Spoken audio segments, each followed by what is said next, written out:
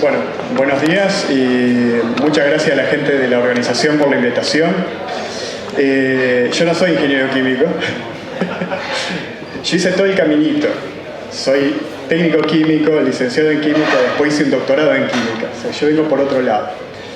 Y en realidad, antes de ser químico, ya fermentaba cosas. O sea que antes de empezar con la química, cuando iba a la escuela secundaria, con unos amigos hacíamos vino de miel y ya usábamos la levadura para hacer alcohol. O sea que antes de ser químico, por ahí ya fermenté algunas cositas. Bueno, la idea mía, estamos un poquito apurados de tiempo por los horarios. La idea mía con esta charla es a ver si puedo convencer a alguna gente más para que le pique el bichito de pensar en qué son las levaduras, qué hacen y cómo podemos de alguna forma manipularlas para hacer lo que nosotros querramos. Entonces mi objetivo es simplemente ese, a ver si los puedo convencer de que esto es importante para hacer cerveza. Bueno, y para hacer eso, primero les voy a tirar una frase así medio tipo bomba, para que a ver si después al final podemos llegar a alguna conclusión. Esta frase la encontré en un libro y me pareció que estaba genial. Dice, los cerveceros hacen mosto y las levaduras hacen cerveza. Vamos a ver qué pasa, si es verdad o no es verdad eso. Por una cuestión de tiempo, yo voy a, por ahí, discúlpame por algunas, recién me decían los chicos que estamos medio atrasados, algunas cositas las voy a pasar medio rápido. Ustedes después me agarran, me preguntan, ningún tipo de drama. Bueno, las levaduras deben ser el primer ejemplo de domesticación por parte del ser humano de un microorganismo.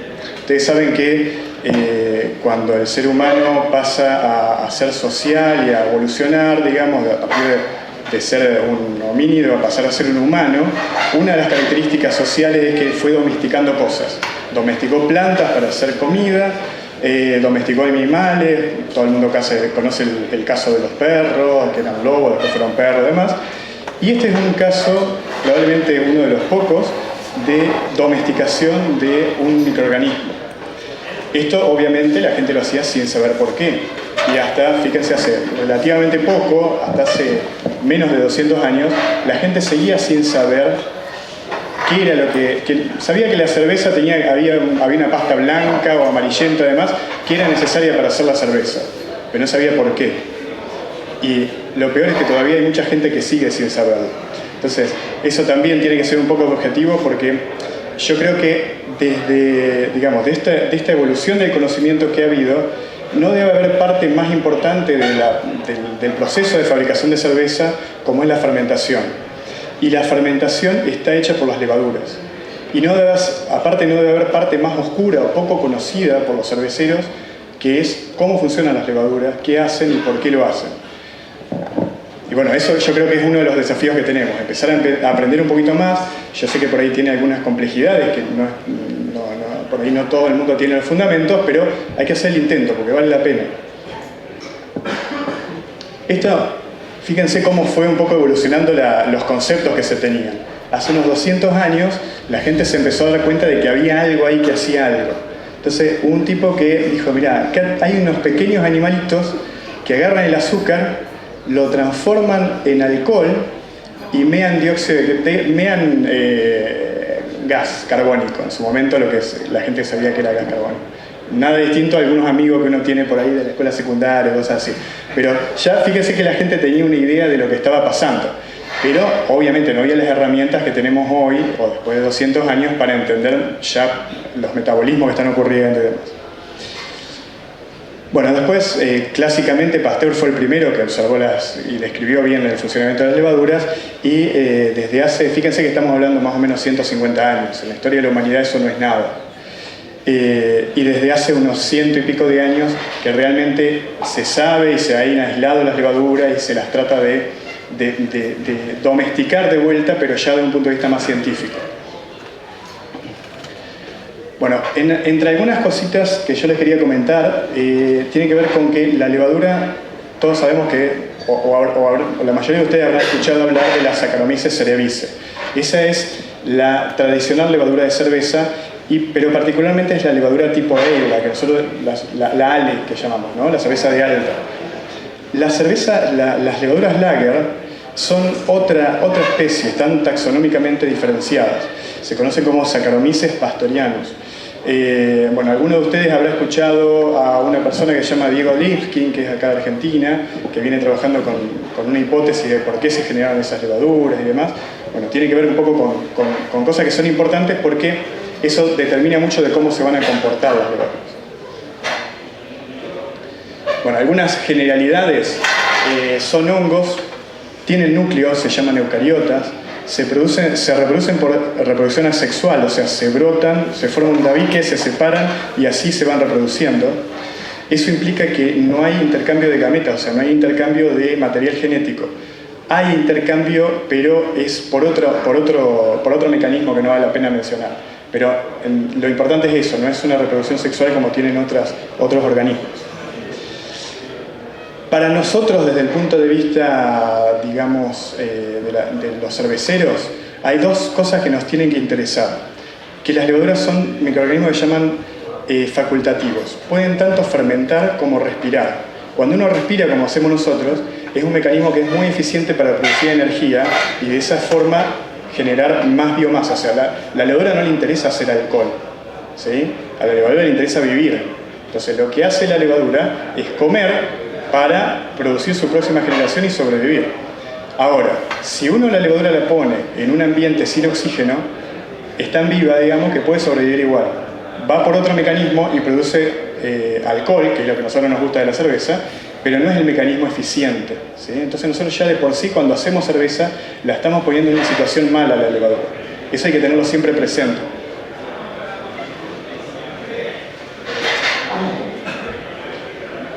Bueno, esto no es para asustarlo, es solamente para que ustedes vean que una célula de levadura es como si fuera una microfábrica, como un microproceso. Ahí adentro de la levadura, o de la célula de la levadura, se producen un montón de reacciones químicas y reacciones enzimáticas. Por eso la levadura vive, crece, se reproduce y hace todo lo que hace. Entonces, parte del azúcar que la levadura va a tomar del medio, que viene del mosto, lo va a usar para crecer, para reproducirse, y parte lo va a usar para su funcionamiento, digamos, interno. ¿Cómo lo usa? Generando energía. Esa energía, hay una forma química que la levadura la almacena. Nuestras células también hacen lo mismo, ¿no es cierto? La almacena y la puede usar para distintos roles.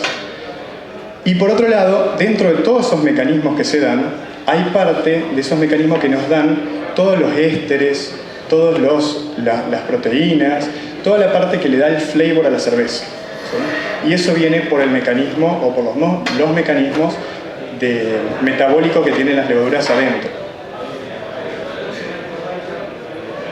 Bueno, como les decía yo, algunas cositas las voy a pasar de largo, así no gastamos tanto tiempo en eso. Les quería mencionar solamente dos cosas que a mí parecían que eran importantes como para que ustedes vean de dónde viene. Porque yo les decía que esto es un poco como, es la ciencia, la parte oculta de la cerveza. Porque nosotros sabemos que ponemos levadura y ponemos mosto dentro de un fermentador y pasan un montón de cosas. La mayoría de nosotros, la mayoría de la gente no sabemos qué es lo que pasa, no sabemos bien lo que pasa. Una de las cosas que pasan y que ustedes saben es que, por ejemplo, a ustedes le habrán dicho que cuando hacen cerveza y fermentan a tal temperatura, o se les va la temperatura, o no tenían suficiente oxígeno, se producen off-flavors. Dentro de los cuales, por ejemplo, el acetaldehído es uno de los que más odiamos. Bueno, eso se produce porque está dentro del mecanismo metabólico de la cerveza. No hay forma de arreglarlo, no hay forma de evitarlo, mejor dicho, ¿sí? Lo que uno tiene que hacer es irse a las condiciones adecuadas para minimizar eso, para que la levadura no haga esas partes que nosotros no queremos.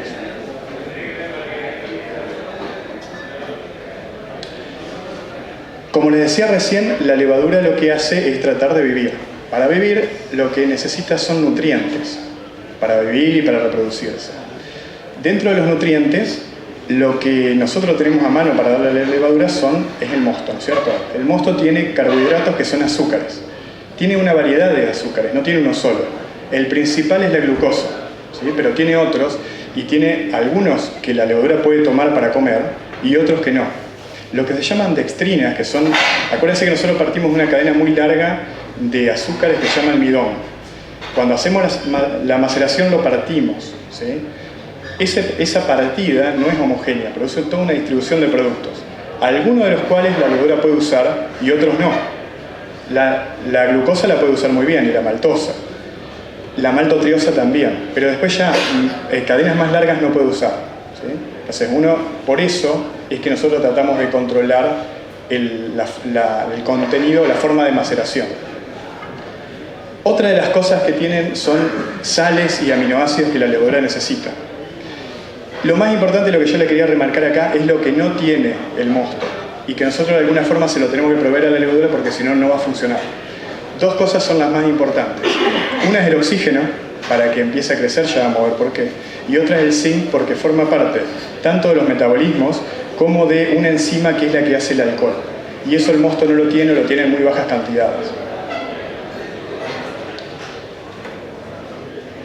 Entonces, por un lado, el zinc nosotros lo tenemos que agregar. La forma más fácil de agregar y la forma recomendable es usar el cervomice, que es eso, lo que decía recién Semilla, que es el sobrecito que uno lo compra, que es un lisado de levaduras. Son levaduras rotas que ya tienen zinc, tienen cantidades importantes de zinc, pero no es solamente la cantidad.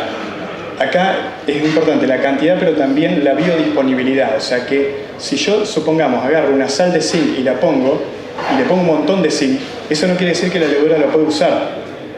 Tiene que estar biodisponible. En estos suplementos ya están formulados para que esté biodisponible. Entonces es muy importante que lo agreguemos. Y la otra parte que no tiene, que las levaduras no tienen cuando nosotros hacemos un mosto y demás, es oxígeno disponible. Como les decía antes, el oxígeno es muy importante porque por ese mecanismo de respiración es cuando la levadura tiene lo que necesita para ser más eficiente en su proceso metabólico. Y dentro de ese proceso metabólico lo más importante es sintetizar esteroles. Los esteroles son moléculas que forman parte de la pared celular de la levadura. Si la levadura no tiene esteroles, no puede hacer su pared celular y no se puede reproducir, ¿sí? Entonces, por esa razón es muy importante que en alguna etapa, principalmente en la parte de fermentación, al inicio de la fermentación, y en la parte que les voy a explicar ahora, que es la parte cuando uno quiere hacer un starter, cuando uno quiere hacer biomasa, no le importa hacer una cerveza, yo quiero tener muchas células, es muy importante que tenga una provisión constante de oxígeno. Si la levadura no tiene oxígeno, no va a poder crecer o va a crecer mal, y voy a tener generaciones que van a ser peores. Esto, no sé si se alcanza a ver, porque... A ver. Esto es densidad en función del tiempo, los días, y son distintas generaciones de levaduras que fueron crecidas, digamos, con poca cantidad de oxígeno. ¿Eso qué es lo que hizo? A ver si puedo mostrar. Este láser anda como yo. Fíjense, la primera generación anda bien, es la que va por acá abajo, ¿sí? Atenúa rápido, pero las posteriores generaciones van cada vez peor, ¿sí? ¿Eso por qué? Porque crecieron mal, ¿sí? Crecieron mal, entonces cada generación posterior va haciendo peor su trabajo, ¿sí? Y eso nosotros no lo queremos porque eso nos va a dar una cerveza mala, porque estamos trabajando con levaduras que no están en su óptimo.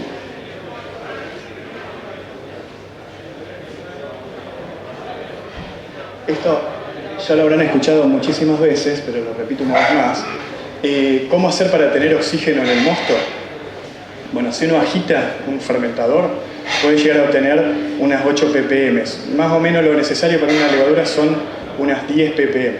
Con agitar uno puede tener unas 8. Lo mismo con una bomba de pecera. Y bueno, y lo mejor de todo, obviamente, es poner oxígeno puro, ¿sí? Donde uno tiene que controlar el tiempo. Esto es importante porque si yo me voy... Esto es un comentario aparte, digamos, pero si me voy y le pongo mucho oxígeno, también voy a producir off-flavor porque voy a producir oxidaciones de algunos compuestos que me van a producir, por ejemplo, ésteres, o voy a pasar de un aldehído a un ácido, y eso va a producir también off-flavor que yo no los quiero. Entonces es importante poner la cantidad y saber qué cantidad poner.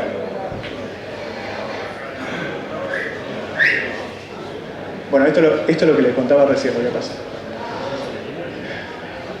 Otro punto importante a tener en cuenta es la temperatura. La temperatura afecta totalmente lo que va a ser una célula de levadura. Todos los procesos químicos, todas las reacciones químicas ocurren más rápido a mayor temperatura, ¿sí? Eso es un concepto básico. Si yo me voy a mayores, lo que ocurre dentro de una célula también son procesos químicos. Muchos son enzimáticos, pero no deja de ser una reacción química. Las enzimas son, les comento por las dudas, para los que no saben, las enzimas son catalizadores biológicos. Lo que hacen es acelerar la velocidad de una reacción. Igualmente, si yo me voy a temperaturas más altas, voy a tener velocidades de reacción más altas. Pero además, como esto es un sistema muy complejo, lo que pasa dentro de una enzima, de una levadura, de una célula de una levadura, me puedo ir por caminos laterales, ¿sí? Puedo activar caminos metabólicos que no son los que yo quiero. Entonces, esto solamente a modo de ejemplo, ya ustedes lo van a haber escuchado muchísimo, pero por ejemplo, fermentar una cerveza a 19 grados y fermentarla a 24 grados.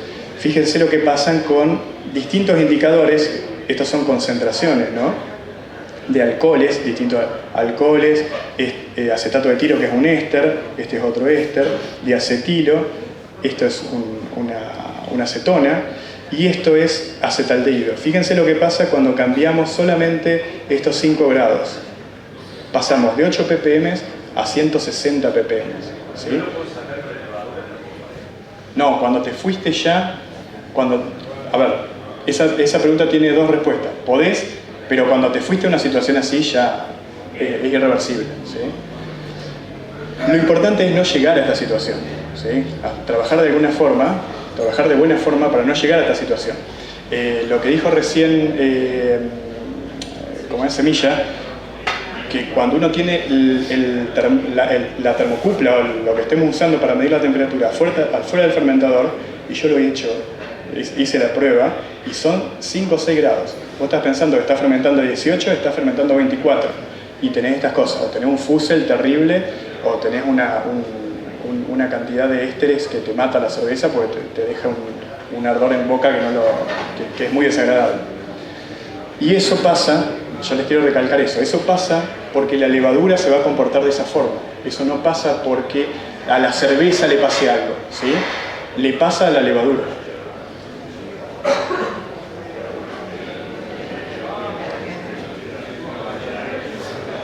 Bueno, esto lo voy a pasar de largo. A ver, toda esta introducción que les hice es porque yo creo que tenemos les quiero inculcar, quiero ver si los puedo convencer un poquito de esto.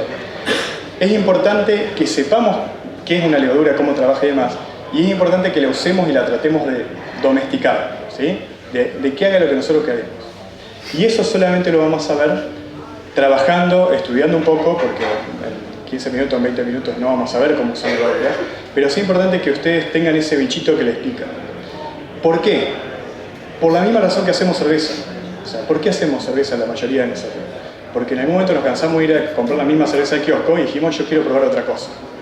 Con la levadura pasa lo mismo. Nosotros o la mayoría estamos usando un tipo de levadura. Nos quejamos de que tomamos un tipo de cerveza industrial y usamos la mayoría, no quiero hablar por todo porque seguramente hay de todo acá, pero la mayoría usa me atrevería a decir, 3 o 4 levaduras distintas, o no sé si mucho más, ¿sí? Hay un mundo de levaduras que nos va a dar perfiles totalmente distintos y yo estoy casi convencido de que la mayoría no las conoce o no tiene acceso o no se anima, y creo que es un problema que podemos solucionar. Desde este punto de vista que estoy diciendo, uno podría plantearse dos objetivos desde el punto de vista del cervecero. Por un lado, hacer la cerveza, yo le llamo la cerveza correcta, la cerveza del JBCP. Si uno quiere hacer el estilo tal y pegarle exactamente al flavor que estoy buscando y demás. Para eso, tengo que usar la levadura correcta, ¿sí? Si yo quiero ir a un estilo, quiero hacer una Kolsch, tengo que usar una levadura Kolsch. Puedo hacer otra cosa, pero si ustedes quieren hacer esa cerveza, tienen que usar esa levadura. Y muchas veces lo que hacemos es usar la levadura que no es. Ahora, esa es una forma de verlo. Yo tengo también otra forma de verlo, que es hacer la cerveza que yo quiero. No me importa lo que dice el libro. Yo quiero hacer la cerveza que a mí se me imaginó en la cabeza que quiero tomar. O viajé a algún lado y probé una cerveza que tenía un gusto que me llamó la atención. Quiero ir a ese estilo y yo lo quiero hacer. No quiero ir a buscar un libro. quiero armar la receta y quiero buscar una levadura que me dé el perfil que yo estoy buscando. Ahora, ¿cómo hago eso? Uno tiene que hacer lo que yo llamé ahí, una elección ilustrada. O sea, solamente si yo sé cuál es mi abanico de levaduras disponibles, o que existen, solamente de esa forma puedo ir a buscarlo. Si no lo sé, voy a seguir trabajando con la misma levadura y voy a tener siempre el mismo perfil. Porque acuérdense, como le dije al principio, la que hace la cerveza es la levadura. Bueno, algunos criterios que uno pueda tomar, esto lo paso un poquito rápido. Uno podría decir, bueno, yo quiero una cerveza que tenga tales y tales perfiles, ¿sí? Por ejemplo, quiero una cerveza que esté bien atenuada, ¿sí? Una cerveza seca. Quiero una cerveza limpia, o sea, que me flocule mucho, no quiero andar renegando con filtrar ni nada, quiero una cerveza muy floculante, una levadura que sea muy floculante. Quiero trabajar a tal rango de temperatura. Bueno, uno empieza a tomar decisiones y va acotando el tipo de levadura que tiene que usar. Después yo puedo decir, quiero hacer una cerveza ale o una cerveza lager, y dentro de ahí otra vez se me abre un abanico. Y yo puedo ir seleccionando y llegar a la conclusión de que esta es la levadura que tengo que usar. ¿Sí?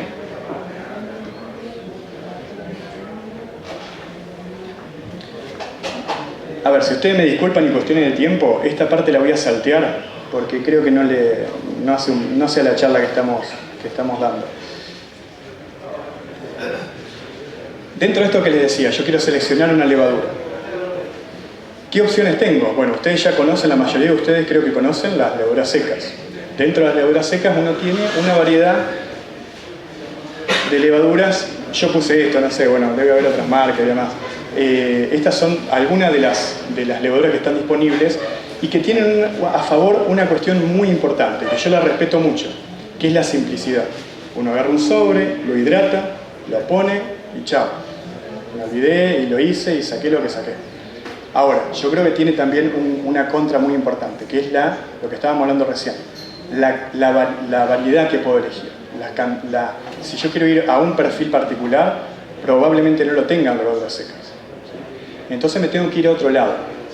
El otro lado son las levaduras líquidas, que posiblemente acá en Argentina tenemos como contra de esto, le voy a decir primero la gran contra que tiene, que tenemos muy baja disponibilidad. Pero tiene una cosa a favor que es impresionante, que es la cantidad. Yo solamente acá copié, pegué, ustedes pueden entrar a la página de White Lab o de White Sheets, que es la otra, y tiene una cantidad, una librería, lo que llaman una librería de levaduras, que es impresionante y está buenísimo, porque yo puedo agarrar, aparte tiene una cantidad de información excelente. Ustedes pueden entrar a este tipo de levadura y le da todo el perfil que saca, qué temperatura. Uno se tiene que poner a estudiar, ¿no es cierto? Esto no es solamente por el nombre. Uno tiene que ir ver cuál es el perfil que está buscando y bueno, tratar de buscar. Esta es la otra empresa que tiene también una cantidad terrible de levaduras. Ahora, supongamos que de alguna forma mágica tenemos la levadura que queremos, ¿sí? Después si quieren discutimos cómo hacemos, pero supongamos que ustedes tienen de alguna forma esa levadura. Hay varios parámetros que hay que tener en cuenta ya desde un punto de vista que tienen que ver con la fisiología de las levaduras, pero también con su comportamiento a la hora de hacer cerveza. Ahora ya estamos pensando en el fermentador y lo que va a hacer en el fermentador. Tengan en cuenta, solamente les pongo algunos parámetros que a mí me parece que son importantes. Cuando la levadura permanece mucho tiempo, o empecemos al revés, cuando la levadura es muy floculante, pasa muy rápidamente de estar en el seno del líquido, el mosto, al fondo. Y deja de hacer su trabajo, básicamente, ¿sí? Porque está en el fondo y ya no va a hacer todo lo que nosotros queremos que haga, que es atenuar una cerveza, pero también hacer la parte de maduración. Yo para hacer una cerveza y que atenúe bien y que vaya y que después pueda, digamos, sacar los off-flavor y demás, o el acetil y demás, tiene que estar el tiempo que yo quiera en suspensión. Y esas son las levaduras que son menos floculantes. ¿Sí? ¿Qué pasa? Muchas de esas levaduras que te atenúan mucho y demás, después uno le cuesta sacarla y te queda una cerveza turbia. ¿Sí? Entonces uno tiene que trabajar más con el frío, etc. Pero quiero marcarles esa cuestión. Ojo con las levaduras que son muy floculantes porque tienen esa contra, digamos. Entonces, ahora yo tengo la levadura y la quiero usar y la quiero volver a reproducir o la quiero extraer. ¿Qué levadura me conviene usar? ¿La que se fue al fondo? ¿Sí? Que es la que es fácil de recolectar. Si uno tiene un cilindro cónico, abre la llavecita y cae nada más. Y eso yo creo que mucha gente lo hace. Pero también hay otra cosa que yo creo que la mayoría de la gente no lo hace, que es colectar la levadura desde arriba. Bueno, esa foto se ve muy mal, en la computadora se ve linda. Esto es lo que sube cuando la levadura sube, ¿sí? Cuando las gel suben, bueno, las lagers también hacen lo mismo. Suben y quedan un tiempito ahí arriba, se llenan de burbujitas de dióxido de carbono, quedan pegadas a la burbujita, entonces suben, quedan ahí un tiempito y después al final terminan cayendo. Esa es la mejor levadura, ¿sí? Es una levadura que no tiene truco, que está vital y viable. Esos son dos conceptos también que son importantes de tener en cuenta, que sea una levadura que está vital y que está viable. Viable quiere decir que va a seguir funcionando y que no se va a morir rápido. Y esa es una levadura que yo podría cosechar y que me serviría mucho para hacer próximas reproducciones. Lo único que tiene que hacer es trabajar en condiciones lo más asépticas posible, ya vamos a entrar en ese detalle. Pero lo que le quiero marcar es eso. Esta es la mejor levadura. ¿Qué pasa? Uno muchas veces cuando tiene un cilindro cónico cerrado y demás, por ahí el acceso es complicado. Hay forma de hacerlo, no es tan complicado. Uno puede pensar en un pescador donde de alguna forma haga un sifoncito y lo baje, digamos, chupe un poco de ahí y lo tenga. Todas esas levaduras son muy buenas levaduras. Ahora, si no puedo hacer eso y tengo un cilindro cónico, lo que uno tiene acá abajo, lo que va a quedar al final, y que es, yo creo que la mayoría que rehúsa hace esto, es sacar lo que hay en el cilindro cónico y con ese barro volver a cocinar. Ahora, ese barro tiene un montón de cosas, ¿sí? Primero, las levaduras que bajan primero son las que les mencioné antes, son las más floculantes, pero muchas de ellas están muertas. Entonces, tener un barro, tener una cantidad de barro importante, no significa que yo tenga lo que les dije antes, levaduras vitales y viables. ¿Sí? Uno puede tener un montón de levaduras muertas que no van a hacer nada, o al revés, pueden empeorar una cerveza. La parte de arriba es la parte que son las menos floculantes, que después van a ser difíciles de filtrar y que por ahí pueden tener también algunos vestigios de polvo y mugre que puede haber habido adentro, que pasó de la olla de hervor al fermentador. Una cosa que les dije que no me acordé de decirle antes es esto que está puesto acá arriba. Uno tiene una población, ¿sí? Una cantidad de levaduras como hay dentro de un fermentador es una población. Una población significa que hay como hay acá. Pelado, rubio, morocho, con barba, petizo, alto, hay de todo. Ahora, como las levaduras uno puede tener muchas generaciones de levadura en poco tiempo, uno puede generar lo que se llama, no sé dónde ponerme, lo que se llama una presión evolutiva o una presión selectiva. Sacar selectivamente las levaduras que yo quiero para hacerlas para hacer lo que yo quiero, ¿sí? Entonces, en ese caso, a mí no me conviene esta parte ni esta parte. Me conviene sacar la parte del medio, que es el promedio de las levaduras que tengo ahí adentro del fermentador. O sea, hay un poco de las más floculantes, un poco de las menos floculantes, pero ninguno de los dos extremos de la población, ¿sí? Entonces, uno lo que tendría que hacer ahí es tratar de purgarlo primero, quedarse con la parte del medio y la última parte descartada.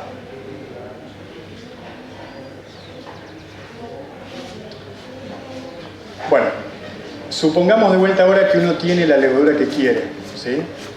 Es muy posible, y ese es un problema, por eso, a ver, de ahora en más todo lo que le voy a decir es estrictamente, y esto lo quiero marcar por una cuestión profesional, digamos, es estrictamente a nivel casero. Una microcervecería tiene que hacer las cosas mucho mejor que esto. Nosotros como caseros, como hobbyistas, tenemos un montón de limitaciones, desde limitaciones de plata hasta limitaciones de espacio y hasta limitaciones de conocimiento.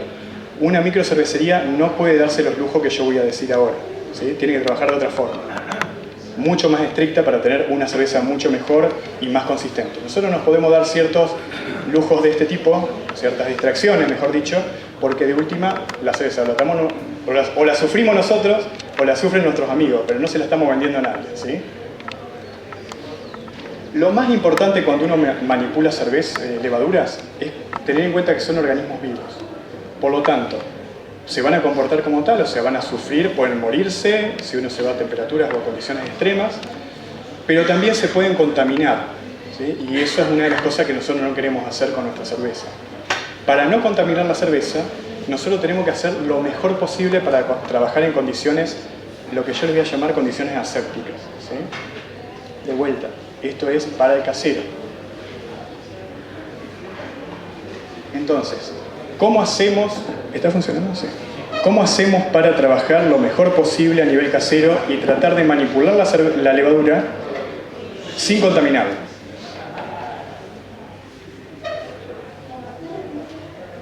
Lo que tenemos que hacer es tratar de trabajar en las condiciones de menor riesgo y tener también en cuenta una cosa. Nosotros no estamos en un laboratorio de microbiología. No tenemos lo que se llama una campana de flujo laminar, no tenemos sistemas de luz ultravioleta para matar los microorganismos que hay, no tenemos nada de eso. Nosotros estamos probablemente en la cocina de nuestra casa, en el galponcito, lo que sea. ¿Cómo hacemos para no contaminar la cerveza? Vamos a tener que llegar a una solución de compromiso, ¿sí? Esto es un objeto, ahí eso sería contaminación, ¿no? Levaduras salvajes, virus, bacterias, todo organismo vivo que esté contaminado. Mugre. Esto sería el objetivo ideal, ¿sí? De vuelta, a nivel casero es muy difícil llegar a esto. Yo le diría que hasta es casi imposible.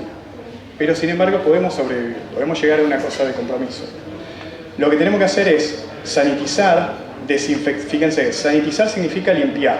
Uno limpia, saca la mugre, pero no saca los microorganismos que están contaminando. Desinfectar es bajar mucho la carga microbiana que tiene un objeto, pero no sacarlo completamente. Muchas veces uno piensa que con hervir, por ejemplo, hiervo el mosto en la cocina o demás, durante 20 minutos y ya está. Bueno, no, eso no es así. Pueden tener ustedes esporas de bacterias o de levaduras que forman esporas que no las van a destruir con temperatura, ¿sí? Con 100 grados no las van a destruir.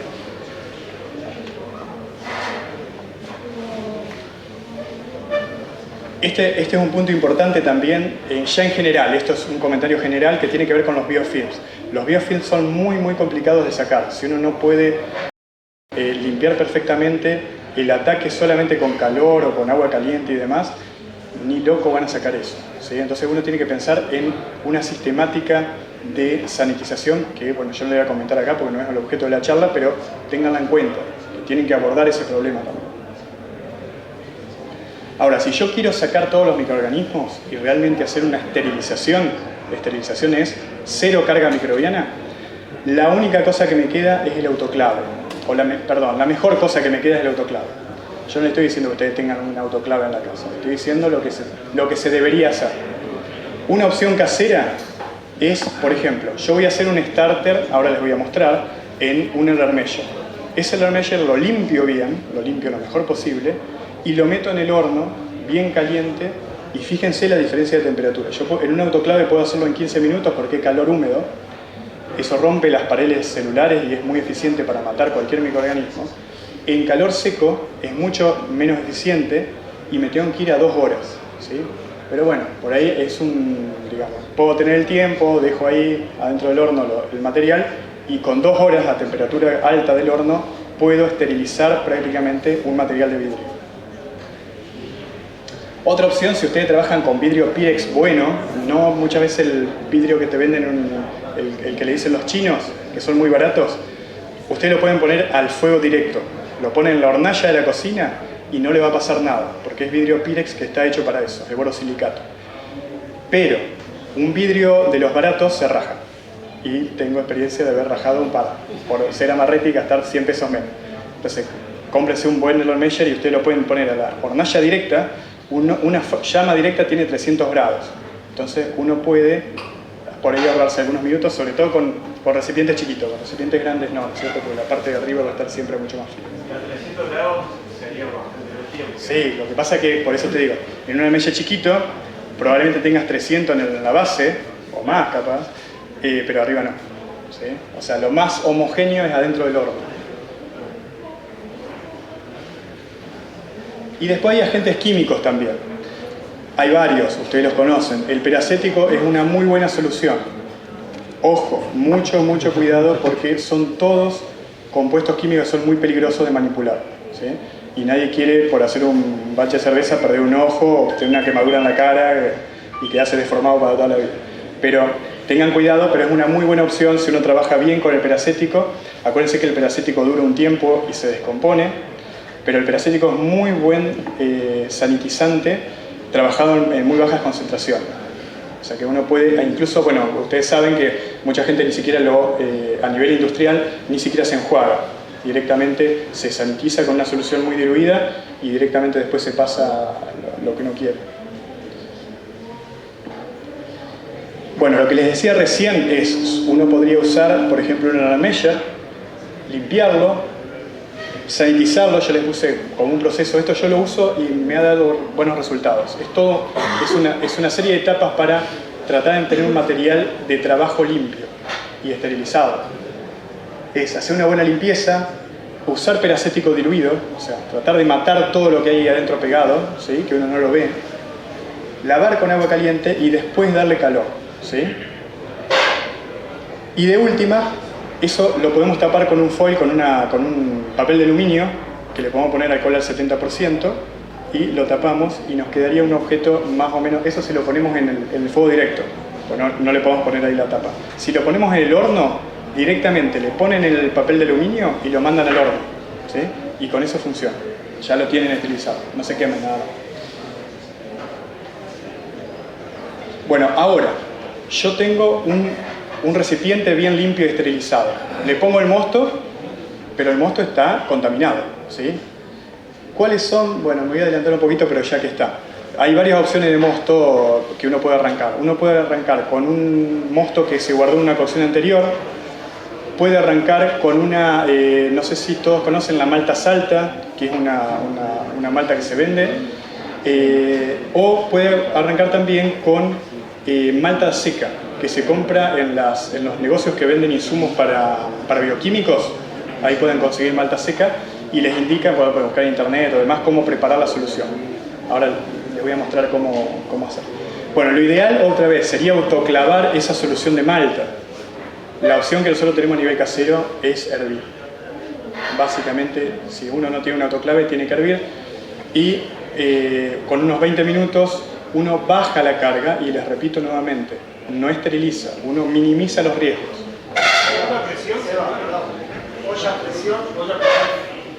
Sí, pero yo no me quiero meter con eso porque eso ya pasa a los riesgos que hay que, digamos, correr cada cervecero en su caso. Eso como la historia del que quería hacer, ¿cómo es? Destilar alcohol y toda la historia. Sí. A ver, la olla a presión es un autoclave casero. Si ustedes lo quieren usar, responsabilidad suya. Yo no quiero entrar en esos detalles porque yo creo que hay muchas cosas que hay que tener cuidado porque, digamos, no vale la pena perder la cabeza por un mosto de cerveza. Hay cosas que hay que tener muy en cuenta. Y si, por ejemplo, ustedes saben, la olla a presión ha causado muchísimos accidentes. Se tapó de más, eso siguió subiendo la presión y terminó explotando. Le habrá pasado, antes pasaba mucho, la gente, antes que cocinaba mucho con olla a presión. El que lo quiere usar es un autoclave, la olla a presión es un autoclave. Lo único que tiene que tener en cuenta es que funcione bien el pesito que se pone, que es lo que le da la presión adentro, digamos, que regula la presión. Vieron que cuando uno hierve, eso está todo el tiempo sacando vapor. Bueno, eso está generando una presión constante y dejando que la presión adentro de la olla sea de más o menos 2 kilos, una cosa así. Eso les da unos 120 grados de temperatura y esa condición es muy buena para esterilizar. Si quieren después podemos charlar algún detalle, digamos, pero tengan en cuenta que es un elemento que tiene un riesgo asociado, ¿sí? Ustedes no se pueden distraer con eso porque si se les tapa ese la valvulita y demás, eso puede seguir juntando presión y es una caldera que explota. Nada más eso.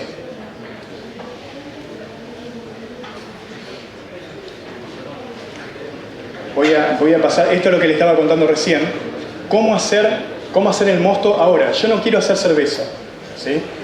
Quiero hacer biomasa. Quiero que la levadura crezca vital y viable. Y quiero tener una cantidad buena. ¿Qué es lo que tengo que hacer? Tengo que obtener un mosto. Primero, ya hablamos de que esté estéril y que no esté contaminado y demás. pero tiene que tener algunas características. Primero, bueno, ya les dije las distintas formas que uno lo puede obtener, ¿sí? Con malta alta, además.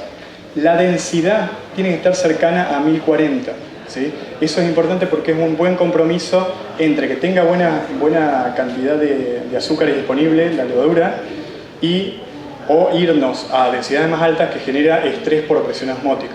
Entonces es un buen compromiso. 1040 es el número que ustedes tienen que tener en la cabeza. 1035, 1040. Temperatura de crecimiento celular depende de la levadura, si es una lager o si es una ale. Como regla general, 21, 22, 23 grados. ¿Sí? Y se acuerdan que hoy hablamos de los nutrientes.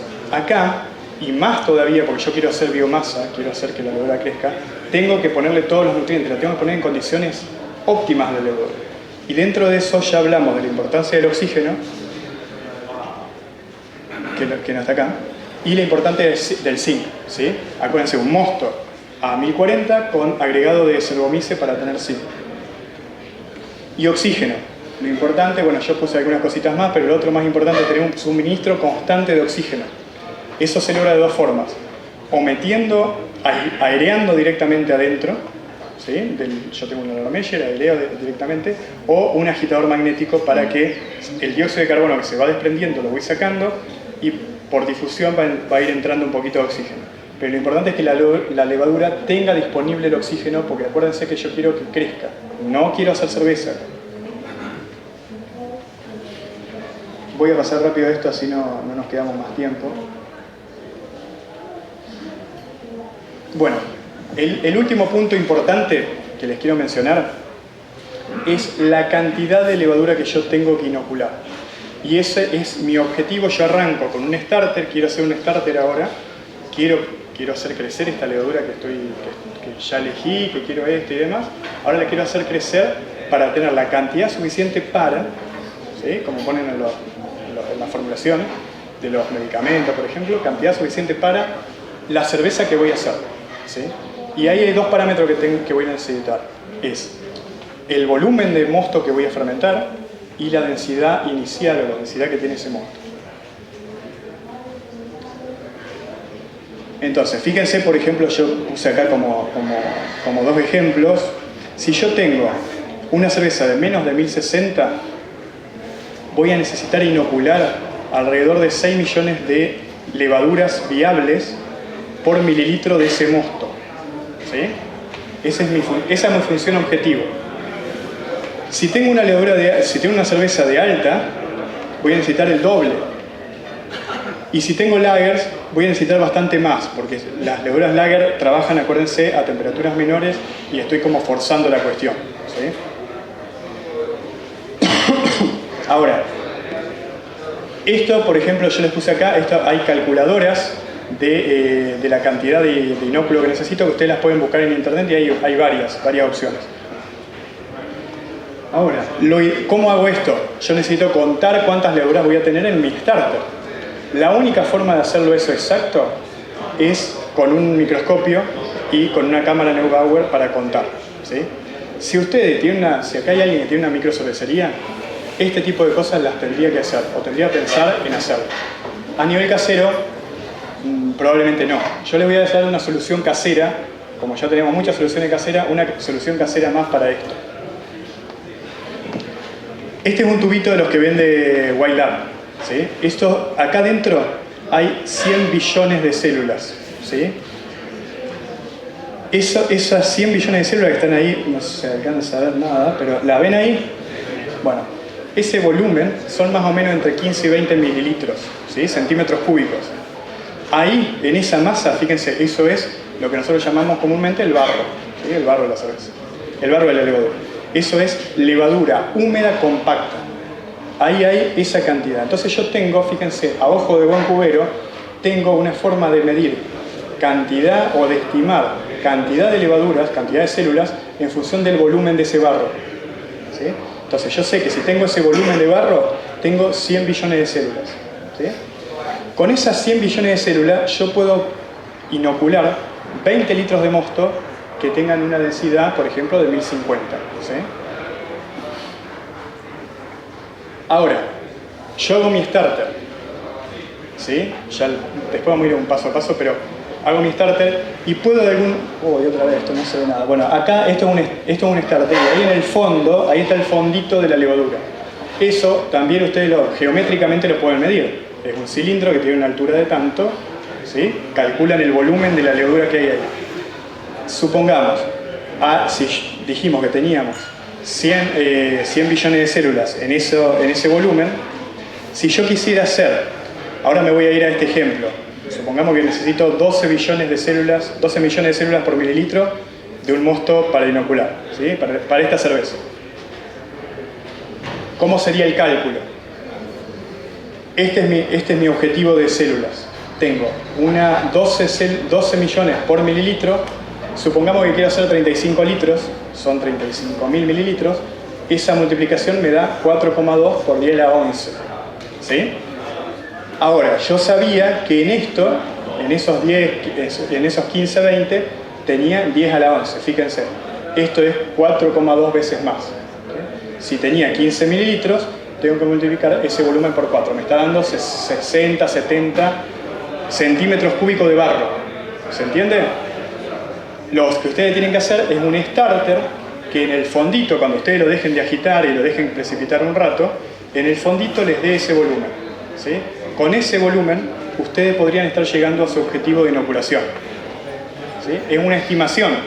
Les repito, si lo quieren hacer bien, tienen que contar levaduras con el microscopio. Pero es una cosa que para el nivel casero funciona muy bien. Bueno, y esto para terminar. Que no se ven bien las fotos acá, pero bueno, esto es una cápsula de Petri donde uno puede... A ver, hay una cosa que también se lo menciona porque me parece que es importante dentro de esta idea de variedad. Uno puede aislar una levadura. Tampoco se crean que es ciencia ficción o que es tecnología de la NASA, qué sé yo. Es trabajar en condiciones lo más estériles posible y trabajar con algunas prácticas que uno las adquiere de practicar para no contaminar. ¿Sí? Si uno logra eso, puede hasta aislar una levadura. Supongamos, yo agarré, fui de un viaje, tomé una cerveza que estaba buena, que no estaba pasteurizada, obviamente, y me la traigo.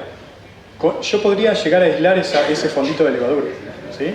y llevarla a mi librería casera de levaduras. ¿Qué es lo que tengo que hacer? Sacarla, hacer lo que se llama una estría. Uno hace un cultivo adentro de una cápsula de Petri. Ahí va a crecer, bueno, eso se hace con agar, con mosto agarizado, es un gel.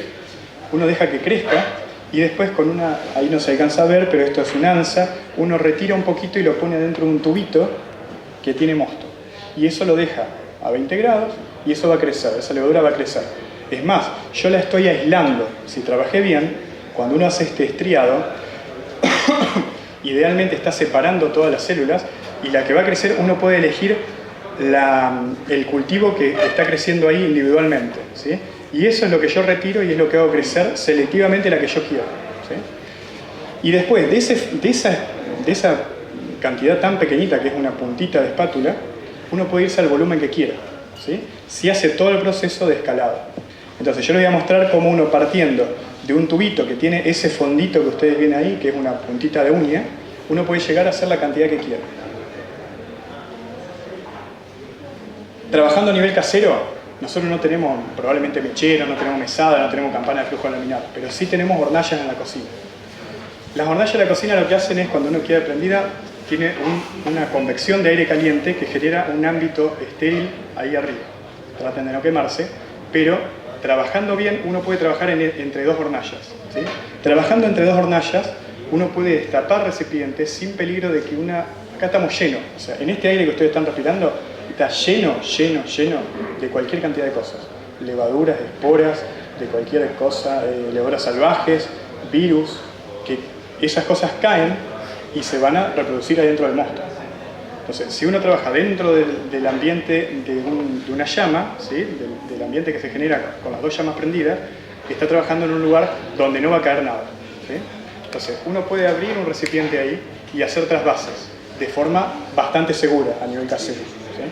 Si yo hago los trasvases acá arriba y la respiro arriba, o lo dejo y agarro otra cosa y yo, les puedo asegurar que se les va a contaminar. Entonces, lo que tienen que hacer es tratar de cuidarse lo más posible para no contaminar. Bueno, después viene lo que llama el escalado, y con esto ya termino. El escalado es ir pasando de cantidades muy pequeñitas al volumen que yo quiero. Acuérdense que es el volumen que dijimos antes, o sea, la tasa de inoculación que yo quería. Entonces, ¿cómo empiezo? Empiezo con esta puntita de espátula, le agrego mosto acá y estoy pasando de 10 mililitros, por ejemplo, a unos 50 mililitros, ¿sí? Estoy pasando 5 o 10 veces más el volumen. Nunca hay que pasarse de esos números, ¿sí? O 5 o 10 veces al principio. Entonces, lo que empezó como un tubito se puede transformar en el fondo de un Erlenmeyer chiquito que tiene unos 50 a 100 mililitros de mosto.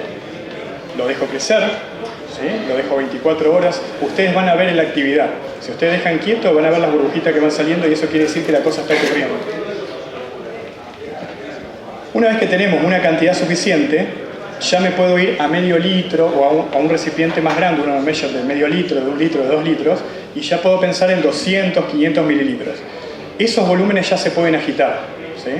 Entonces yo ahí pongo un agitador magnético, un busito, creo que puse una foto por ahí, y eso agitándose provee la cantidad de oxígeno que necesita la levadura para reproducirse. Otra opción es lo que les muestro acá, es la bombita, y directamente inyectar oxígeno adentro, con dos salvedades. Una es que hay que filtrar ese aire para no contaminar. Y la segunda hay que tener cuidado porque eso se espuma. Empieza a largar espuma y si te fuiste por ahí o tiene un caudal muy grande, se empieza a espumar y se te vierte todo y es un desastre. Bueno, no se ve acá bien la foto, pero si ustedes tienen imaginación, ahí se ven todo, eso es un mosto así bien activo, donde se ven todas las burbujitas que está de dióxido de carbono de la levadura trabajando a full. ¿Qué significa eso? Que en una curva de fermentación yo estoy acá, estoy en la fase de crecimiento exponencial. Ese es el momento donde yo tengo que inocular.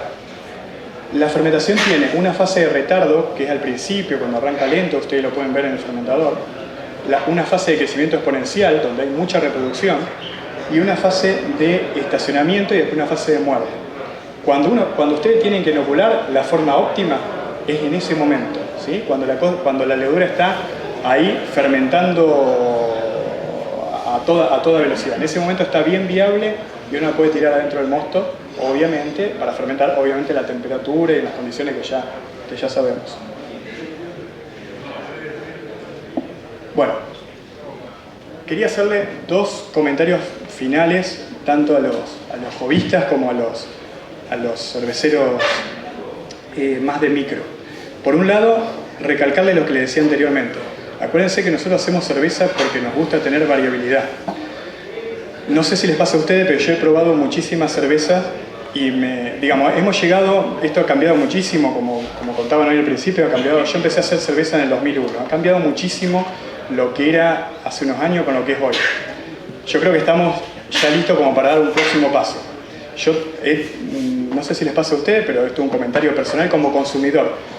Siento muchas cervezas que tienen un perfil muy parecido. Me voy a Córdoba y tomo una cerveza que es muy parecida a la que tomo en Buenos Aires y que es muy parecida a la que tomo en Santa Fe o en Rosario. Me parece que estamos listos como para dar un saltito más y buscar otro tipo de cosas, ¿sí? Otro tipo de variable, que es lo que a nosotros como cerveceros nos gusta, probar cosas distintas. Yo creo que gran parte de eso, gran parte, entre comillas y doble comillas si quiere, se debe a que estamos usando muy poca variedad de levaduras. Muy posiblemente, no sé, habría que hacer una encuesta acá, pero mucha gente usa la Zafale, la 04, como una levadura de caballito de batalla que es espectacular, pero no esperen que les dé una riqueza de flavor, una cosa, digamos, fuera de lo común. Les va a dar lo que da esa levadura, que es una cepa que es esa, ¿sí? Ustedes no van a poder hacer una Kolsch con eso, ¿sí? No van a poder hacer una levadura que tenga, no sé, otro tipo de flavor que ustedes quieran dar si usan siempre la misma levadura. Yo creo que un desafío que es interesante a nivel casero, como les decía antes, nosotros tenemos la capacidad de innovar, la capacidad de jugar, porque de última si la levadura sale la cerveza sale fea, la tomamos nosotros, la tiramos, lo que sea. Yo entiendo que los micros tienen otras preocupaciones, pero creo que es un desafío importante. Y en ese sentido, finalmente yo no sé si quedó alguno acá o si son todos homebrewers, pero los quería invitar a que colaboremos. Yo trabajo en un instituto de investigación que hacemos química, ingeniería química, y hacemos mucha investigación, pero también hacemos transferencia de tecnología en la industria. De hecho, el instituto surgió como una transferencia de tecnología a las empresas. Tenemos una capacidad instalada muy grande en todo lo que tiene que ver con técnicas analíticas, y es algo que yo los quiero invitar a que colaboremos. Si ustedes quieren, por ejemplo, sacar perfiles de cerveza, podemos hacer cromatografía, podemos hacer espectroscopías y hacer un control de calidad, que yo creo que estamos en el momento como para dar algún salto de calidad en las micros, sobre todo en las micros. Las grandes tienen todo este equipamiento. Una microcervecería es muy posible que no tenga fondos para comprar un cromatógrafo que cuesta $30.000. Nosotros lo tenemos, y eso se puede ofrecer como servicio a terceros, y tiene un costo, pero se puede hacer tranquilamente, no tiene un costo exorbitante. Bueno, y ahora sí, para terminar, yo les había dicho al principio que las levaduras que los cerveceros hacen el mosto y las levaduras hacen la cerveza. Yo creo que es así, pero también nosotros, como cerveceros, podemos hacer que la levadura haga lo que nosotros queramos. Así que bueno, gracias.